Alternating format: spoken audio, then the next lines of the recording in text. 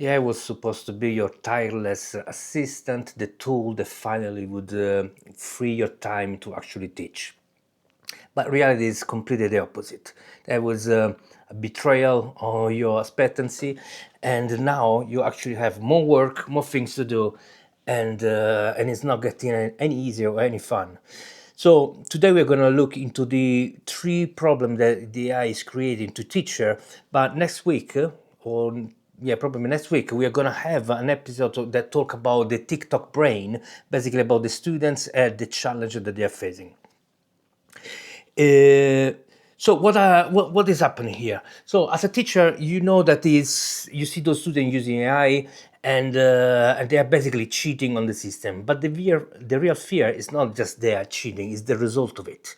It's the fact that they are not doing the critical thinking, and it's become almost impossible to check the assessment for their true understanding. So what they're doing is they giving to the AI the task to finish the work for them.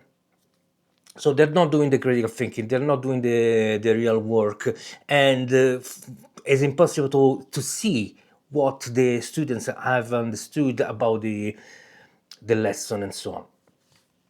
So there is also the other problem, that is you as a teacher, you are first started with this fear of being replaced. Okay, but now in reality we see that is your empathy and your mentorship are kind of not being appreciated. Okay, are not being used in the classroom in the way they're supposed to do.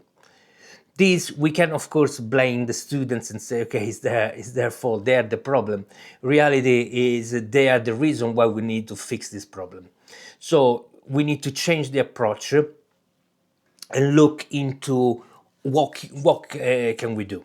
So first of all, we need to understand fully the problem. Okay, so one is this is the use of AI from the student point of view. The other is the AI is actually giving you more work to do, because now you need to check if the facts are true, if what the students are giving you is actually something that makes sense, or it's just AI hallucination.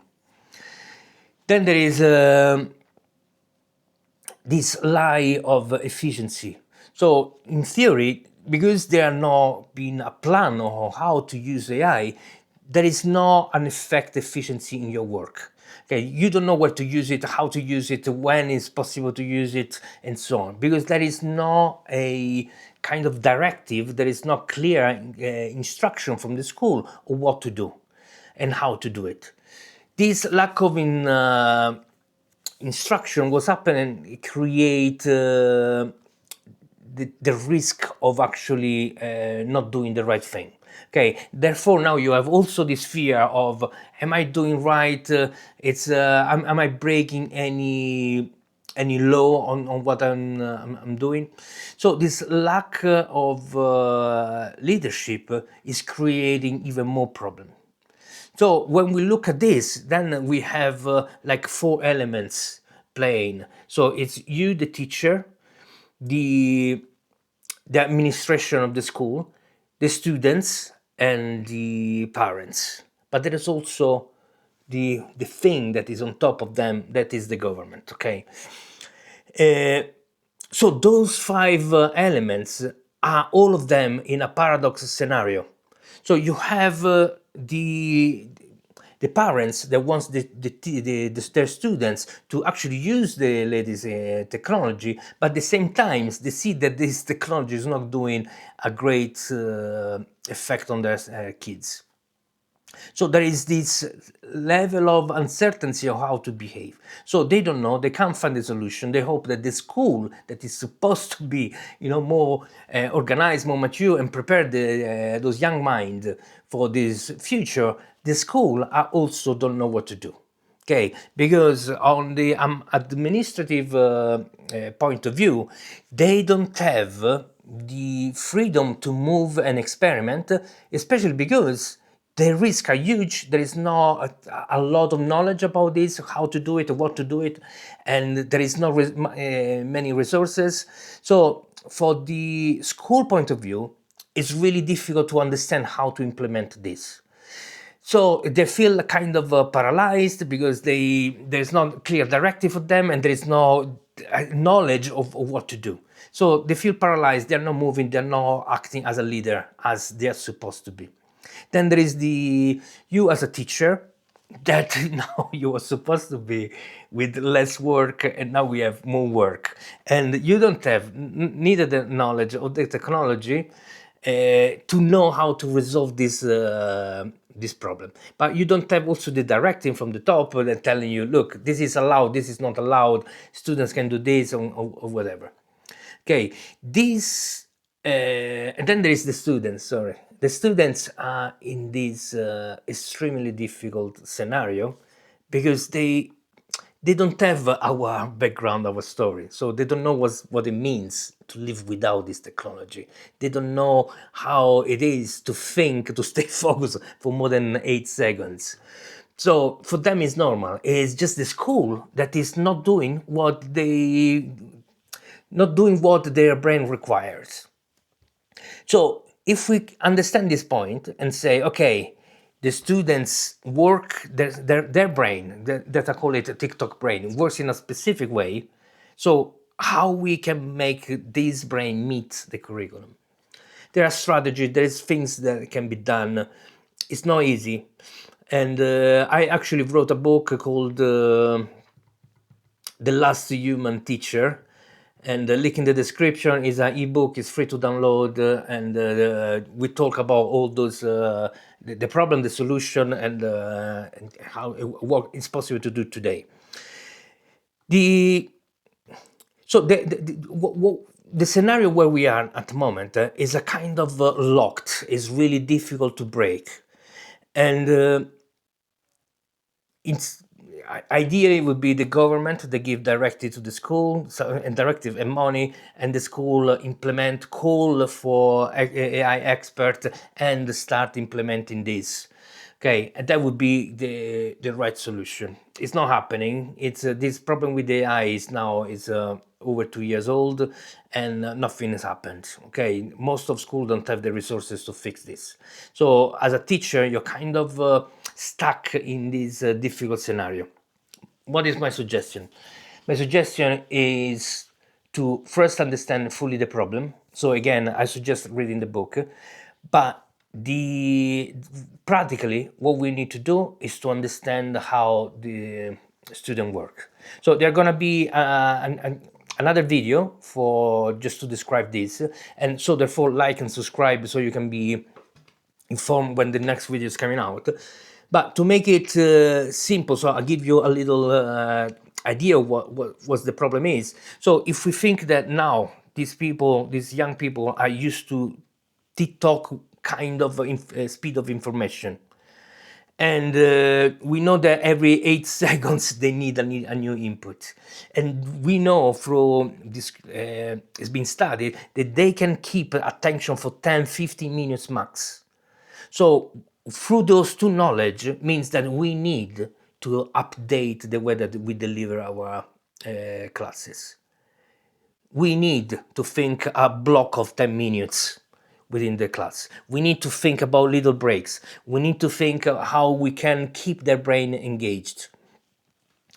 And in the book, I explain a few things that is possible to do. At the same time, it's not everything is possible, because unless you have the school that supports you, it's really hard to do it. Okay, so in some there is the need to rethink about the curriculum, to rethink about the lesson plan, and so on. What one thing that is possible to do in some cases, this is going to make the biggest difference, is to move from the artifact of the exam, the thesis, the whatever element that we used to use to measure the student's knowledge, and move into the process. So we should assess the process and not the thesis, okay, not the final outcome. So the learning outcomes need to be checked within the process. Is the students is doing this thing? and how they're doing, how they are thinking, what's the process they are using to achieve, to create the final artifact. That is more interesting. It's reveal the real thinking. They can use AI to help them out in researches and writing and so on, when it's possible and in the way that allow them to still be agentic. So the person need to have the agency to decide what to do and not delegate those decisions to AI. So if you build, so you need to do it. So if you build your lesson in that way, it's already a lot, and you will see the shift right away, because it works in a way that the students understand, first of all. Second, you have real evidence that you can measure. Third, the AI is not an enemy anymore. It's not your enemy. It's not the student enemy if used in the correct way and if used to enhance cognition. So those elements are game changes. I mean, on one side, I'm positive about the future. Okay, I know that we, as a human, we can fix this, and I'm pro AI. So I know that if we use AI correctly, we can achieve a lot and faster. At the same time, I see the challenge. I see things are not moving, and I've been there. Okay, I've been on and off teaching at different level, and I've been always using technology, and I've always been understanding. I always put the students at the center, so I always try to change the lesson plan in a way that would help. So through my experience, I can see that is possible, but I can see that if without the support of the school, it's gonna become really hard. So it's a tough moment, and I wish I would be able to give you an answer of what to actually do and how to do it. I mean, some of that is the answer. At the same time, I see that it would be nice to actually have some direct help. Okay, in the sense that I give you the answer, but if you don't have an example, if you've never seen this happening, if you don't know how this actually can be done, it's really difficult to imagine. So it is an imaginary journey that you need to do. Try to think this class how it could look like, but on those thinking, put inside the students at the center how their brain works, and try to, instead of fighting who they are and what they use and how they think, try to appreciate the good side of it, because on everything there are good elements of and bad elements of anything. Okay, it's how we use the technology, how we take advantage of our limits and abilities. So it's not like a straight line. That is an act from our side to understand the technology that they're using, the way that they think, and see, okay, how can I get closer to them? How can I become the person, the bridge that connect their world to the world that I think they should learn about? And make it as practical as possible, make them think and work as much as possible. The idea of sitting and just doing your monologue, it's at first I never worked, and now it's going to work less and less. Most of the knowledge can be found on internet. A lot of those knowledge are present inside AI, and in honesty, it's on YouTube, for example, you find some amazing tutorial with visual, graphic, and so on. And it's really difficult to beat the quality of those production in a classroom and do it every single day, several times for each of your classes. It's basically impossible to beat. So the knowledge out there, the students, they know that the knowledge are there, and they know that are better and easier to learn those things online than in the class. So they see the class as basically a waste of time. Think about this element, okay? YouTube, you can change the speed.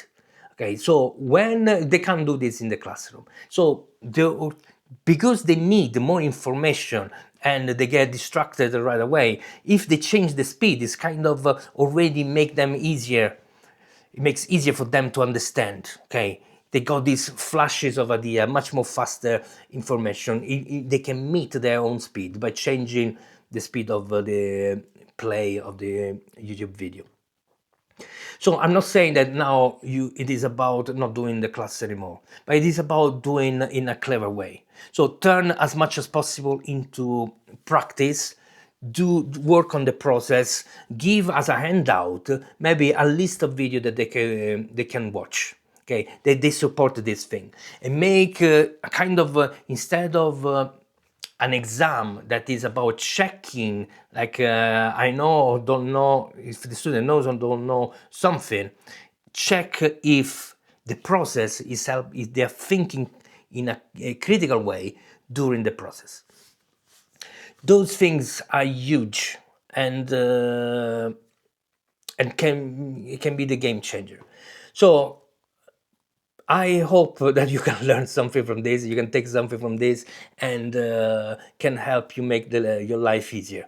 I totally understand the frustration, and it's a shame that AI, instead of removing work from you, is giving actually more work. That's the reality we live in. That's the reality we need to change, and we do it for the students. So thanks a lot for staying until now. Please like and subscribe, and remember there is the free ebook to download in the link below.